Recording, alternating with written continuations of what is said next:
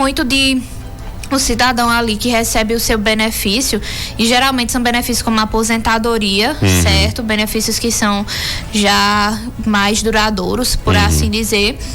E de repente a pessoa se depara com um empréstimo. Às vezes ela faz um empréstimo que ela reconhece e de repente surge outro de um valor ou igual, ou abaixo, ou acima, mas que ela não assinou, que ela não contratou. E aí, isso vai aparecer muitas vezes, primeiramente no seu extrato ali bancário, mas também é possível obter essa informação junto ao site do INSS ou no próprio INSS, porque eles têm como baixar a relação de empréstimos que tem vinculados ao benefício. Então é muito corriqueira essa prática, e às vezes as pessoas se perguntam: o que é que eu vou fazer? Como é que eu vou agir? Por onde eu vou proceder? Será que tem jeito recorrer a isso? E eu digo, tem jeito sim, e vocês devem recorrer. Se aconteceu com algum aposentado, e os mais vulneráveis a esta prática são os aposentados, são os idosos. E também idosos que, assim, não sabem ler, que têm uma dificuldade na leitura, são os mais afetados e os mais atingidos por essas práticas criminosas, porque são crimes que são cometidos. Me diga uma coisa, a gente sabe também que, infelizmente, como a doutora está colocando, nós temos muitos idosos que muitas vezes não sabem, né, proceder, não sabem, só vai lá na agência bancária quando é para receber o dinheiro, e assim mesmo é um atendente que vai lá, ou muitas vezes ele vai acompanhado de algum parente, né? Alguém que acaba ali fazendo o seu trabalho. Não, claro, eu não quero dizer que isso é uma prática de todo mundo, mas infelizmente tem aquelas pessoas mal intencionadas que acabam fazendo, né?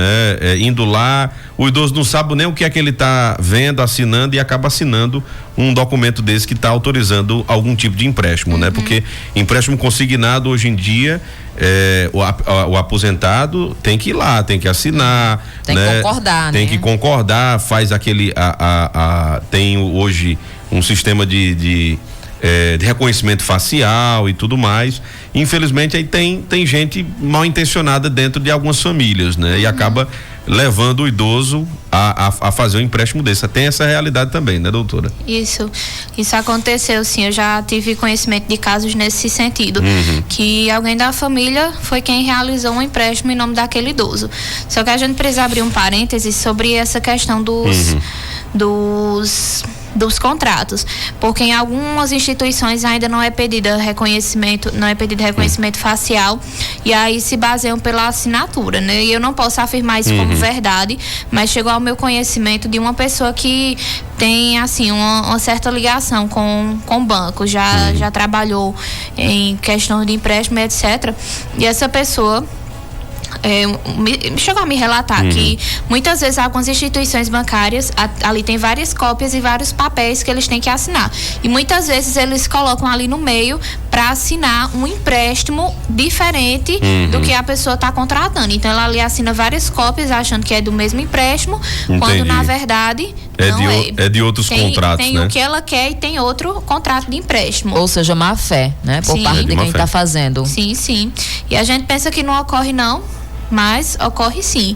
E esses são os consignados, né? São os que são vinculados com a retenção do benefício, e aí é descontado diretamente do benefício e ele fica lá constando no INSS. Mas vamos pensar na seguinte situação: um idoso, por exemplo, percebe que tem um empréstimo lá no seu benefício, mas esse empréstimo não aparece no INSS. O INSS não está nem sabendo como foi que apareceu esse empréstimo.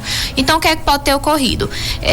Eu não sei se as pessoas têm conhecimento, mas em alguns bancos você tem como fazer uma espécie de empréstimo direto no caixa eletrônico, que é o chamado limite que eles têm na conta, e eles podem retirar esse limite, e aí vão ter que pagar esse limite da forma que o banco determina.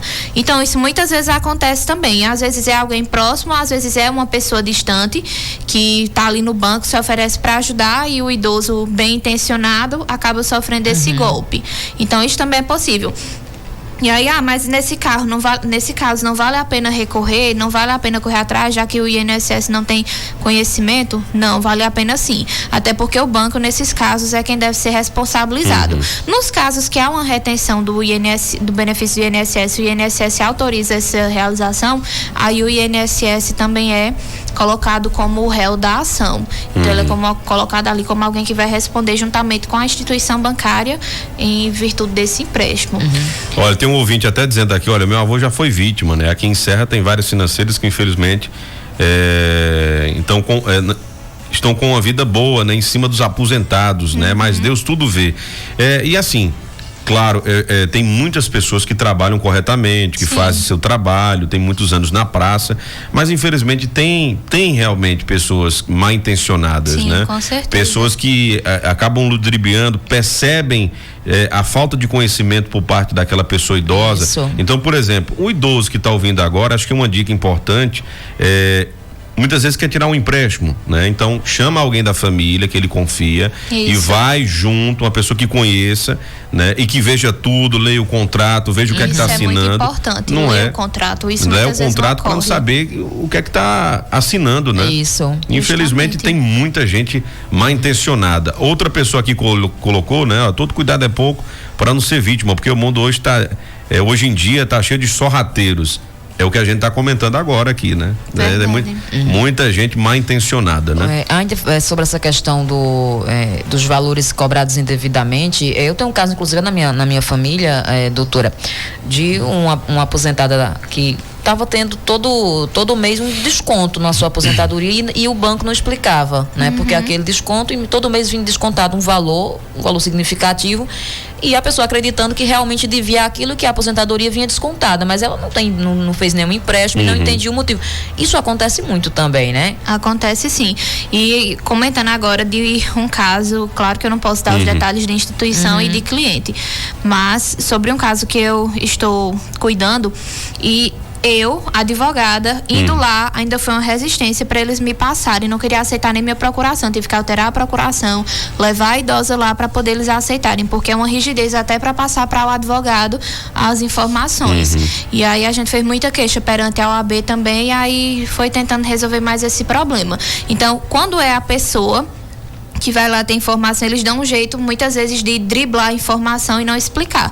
Porque até o advogado teve dificuldade. No meu caso, eu tive dificuldade. Mas quais são os primeiros passos quando isso acontece? Solicitar os extratos de conta, e aí, se for um benefício que estiver ali com a retenção, ir no INSS, ver se aquele benefício se aquele empréstimo foi informado ao INSS.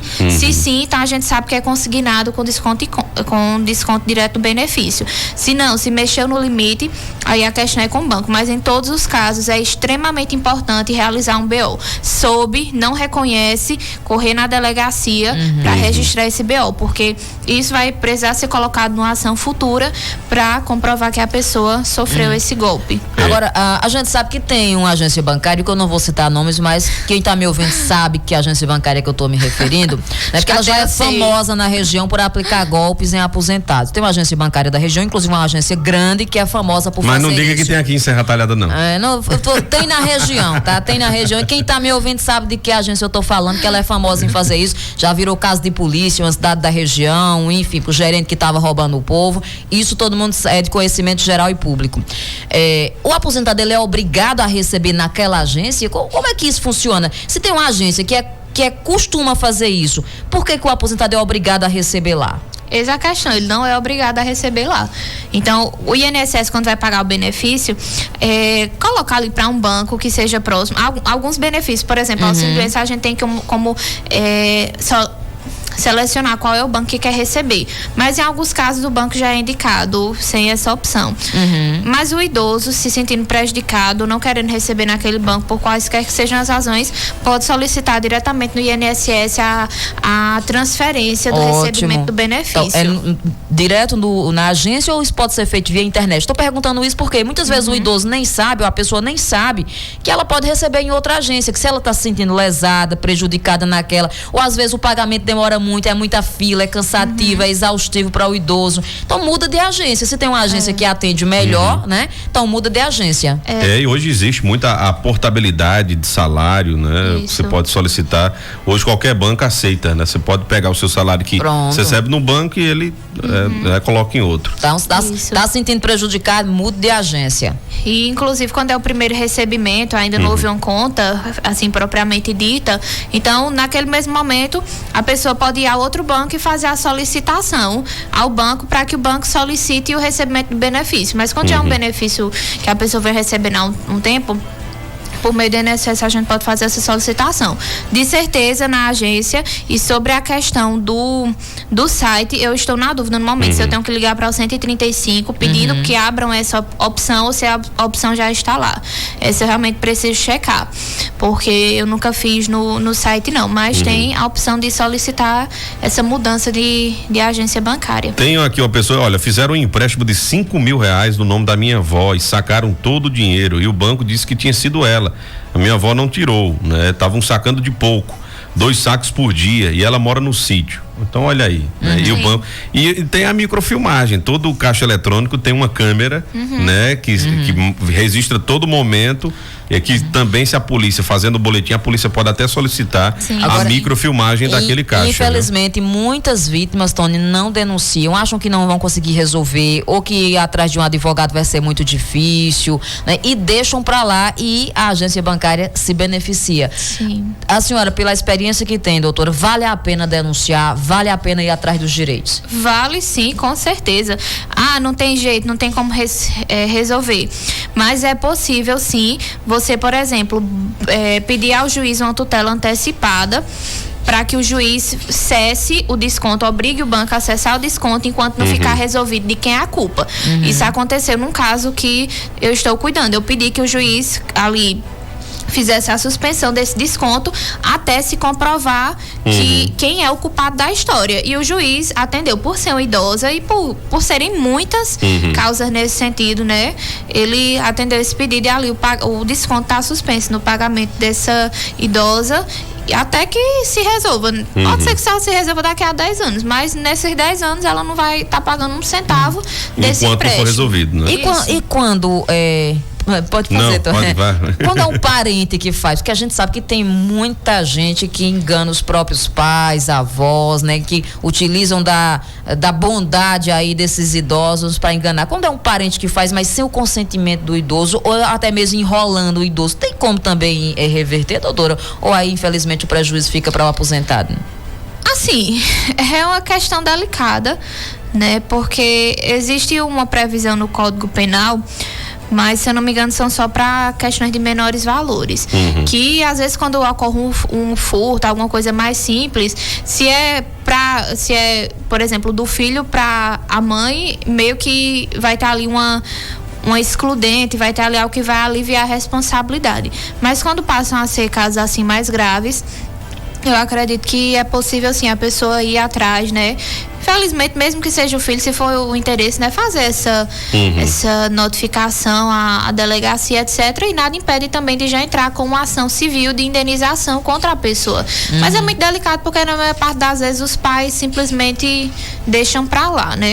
Coisa dentro da família. Mas e o acaba... problema é que tem aposentado, Tony, que recebe aí, qual é o valor? Digamos, um salário mínimo, digamos. Tem tanto empréstimo consignado, tanto empréstimo, que no fim do mês ele não recebe o suficiente nem para comprar açúcar, né? Nem para comprar feijão, porque tem muito empréstimo. Tem um limite para isso, tem uma proibição de fazer tantos empréstimos, tem uma idade limite para o aposentado poder solicitar consignado. Sobre a questão de idade limite, eu vou ficar na dúvida, mas tem uma porcentagem, ficar devendo a resposta, mas tem uma porcentagem que é proibida. Eu tô agora na dúvida se é 30%. É aumentado para 35%, né? 35%, isso, né? pronto. Desde o ano passado está em torno de 35%, né? Eles aumentaram mais 5%, né? A possibilidade, você só pode até 35% comprometer 35% da sua renda. Porque dessa forma você renda. garante que o aposentado tenha pelo menos um valor para fazer, pelo menos a compra de supermercado. Teve um caso na minha família que foi a própria idosa que realizou inúmeros empréstimos. Para quê? Não me pergunto que eu não faço ideia. Geralmente para os filhos ou netos. Pior que não. Ou é porque ela gosta de gastar? É minha mesmo. avó. Não foi não, mas enfim. Aí aconteceu de estar descontando muito mesmo. Ela estava recebendo muito menos do que 50%. Aí foi lá, VK, conversa com o banco, correndo atrás, e eles reduziram o valor das parcelas, mas foi um período delicado. Infelizmente tem muito idoso que fica nessa situação. Eu tenho uma pergunta antes de trazer aqui mais outra indagação pra gente fechar aqui, né? O nosso quadro. A gente traz muitas notícias policiais e tem lá, fulano foi no banco, chegou lá, tinha sacado o salário, né? Foi lá, descobriu que tinha um empréstimo de 14 mil reais, né? E aí, a maioria das vezes, quando a gente vai observar, são pessoas idosas, né? É a pensão, é a aposentadoria. Como é que essas pessoas, elas conseguem reverter, doutora, judicialmente, comprovando que não foi ela que fez, né? Que alguém que hoje a coisa mais fácil do mundo é clonagem de troca de cartão, né? Aquela história que eu sempre bato aqui na tecla, gente, não aceita ajuda de desconhecido dentro de agência bancária nos caixas eletrônicos, né? Verdade. Já funcionário tá lá com crachá, com a roupa lá do banco, né? E tem ali a autonomia para pedir ajuda. Eu já neguei ajuda. Uma senhora me pediu ajuda. Meu filho, eu tô conseguindo tirar meu dinheiro. Eu só faço o seguinte: tem aquele rapaz ali de azul, né? É do banco, a senhora procura ele. Não é mal vontade, não, mas eu prefiro que a senhora busque. Porque imagina se dá alguma coisa errada no benefício. Ela diz, não, foi um rapaz lá, meio gordinho, meio careca, né? Que lá da Rádio Cultura. Não é, rapaz. E assim, problema, não tô querendo problema, pelo amor de Deus. Mas enfim, doutora, consegue reverter? Você consegue, por exemplo, não ser penalizado por uma coisa que fizeram ali, né? Um dano com seu nome? Sim. Quando há essa finalização do processo e aí o juiz entende que o idoso ou que a pessoa, seja um jovem, seja quem for, foi ali, foi quem sofreu um golpe, foi vítima de algo, então o juiz vai decidir por condenar os réus da causa e conceder essa vitória, digamos assim, ao idoso. E aí os pedidos que podem ser feitos num processo desse estilo, né? Os pedidos que eu geralmente faço: que o empréstimo fraudulento seja cancelado, que qualquer valor que ela tenha pago de parcela desse empréstimo seja restituído, e pode inclusive solicitar restituição em dobro, e ainda peça indenizações, tanto materiais quanto morais, por todo o transtorno. Então você pode receber. O banco não ofereceu, inclusive não ofereceu nem segurança, né? Entrou lá, não e conseguiu. Eles têm essa responsabilidade. E outra coisa, se é a sua clientela, você tem uma empresa, uma agência bancária, sua clientela principal são idosos, por exemplo, você tem lá vínculo com os idosos que recebem aposentadoria. Você sabe que você tem que botar lá gente suficiente para orientar. Não é uma pessoa só que fica lá correndo para atender todo mundo. Coloque mais gente, ou será que o banco não tem dinheiro para isso? E às vezes o interesse de alguns pode ser justamente facilitar algumas, né? A gente não pode afirmar que sim, mas também não pode afirmar que não, porque como um comentário teve aí, né? O mundo é de sorrateiros hoje em dia, né? É verdade. Olha, não sabemos. Tem gente parabenizando pelo tema, né? A gente agradece demais. A ideia foi da doutora Vitória. Eu que agradeço. E ela tá dizendo, se não fala a memória, aqui é permitido empréstimo a idoso com idade até 75 anos de idade, né? Tá colocando. E tem aqui um ouvinte que disse, olha, eu sei que foge do tema, mas ela queria uma orientação. Ela disse, olha, boa tarde, Tony, Juliane e doutora Vitória, me chamo Conceição, do Vila Bela. Por favor, Tony, eu sei que foge do assunto, mas preciso saber da doutora, eu estou inscrita no CadÚnico como dependente do meu pai, né? Posso contribuir com a alíquota de 5% para me aposentar como dona de casa? Nunca trabalhei com carteira assinada, eu só cuido dos meus pais. Ela disse, eu esqueci de falar que meus pais recebem BPC e eu tenho 52 anos. E parabéns pelo quadro, ela está parabenizando. Existe alguma possibilidade, doutora, de aposentadoria para a pessoa que nunca contribuiu e está como dependente no CadÚnico do pai?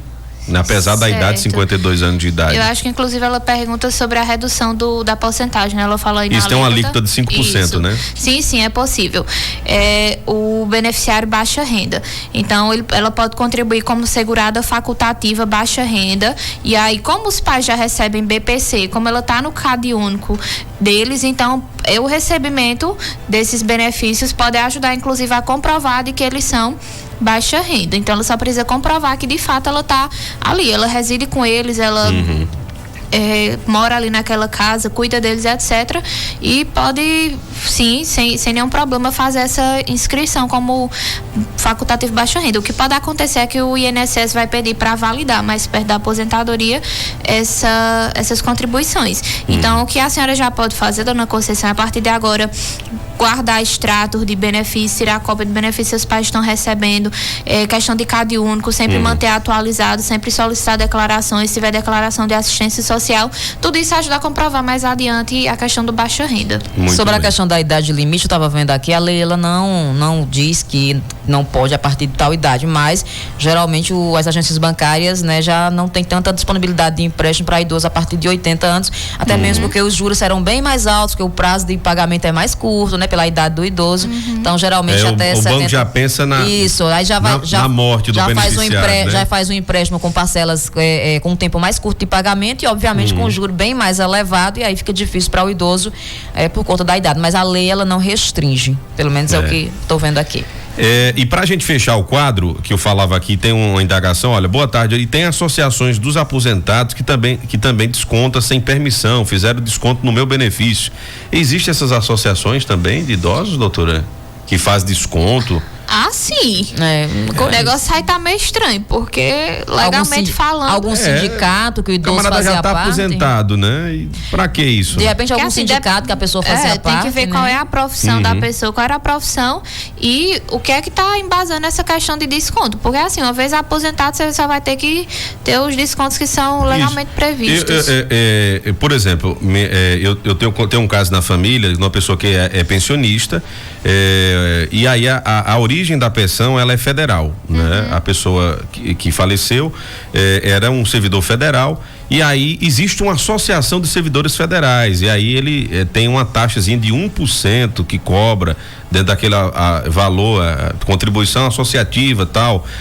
Existe a nível federal essas coisas, eu não sei se essa pessoa é como a doutora colocou, tem também que ver, avaliar qual é a profissão que era, né, para ver. Porque se for pura e simples uma associação, como a pessoa falou, uma associação de idosos, mas em que sentido, né? Exatamente. Tem que ver a validade dessa associação, que seria ela. Muito bem.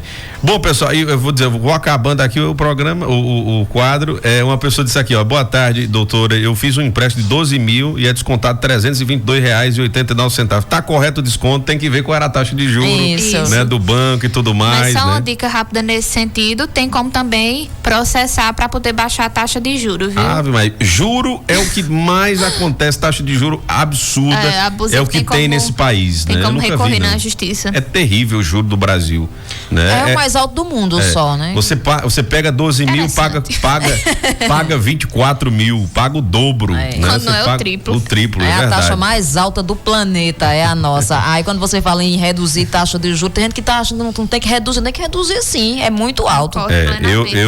Essa briga inclusive da taxa de juro lá, a taxa colocada pelo Banco Central, essa queda de braço com o presidente da República, ele voltou a falar ontem, durante a entrevista de novo, e tem que brigar, não existe o país ter uma taxa de juro absurda como nós temos, né? Exatamente. Mas vamos lá, doutora, obrigado mais uma vez, obrigado mais uma vez por ter trazido esse tema, muito importante esse tema, viu aí como muita gente se identificou, e eu tenho certeza que as pessoas agora vão ficar mais antenadas, né? E muito cuidado aí com sorrateiros. É verdade. Doutora, um abraço, bom final de semana. Obrigada, doutora. Vocês também, muito obrigada. Até a próxima.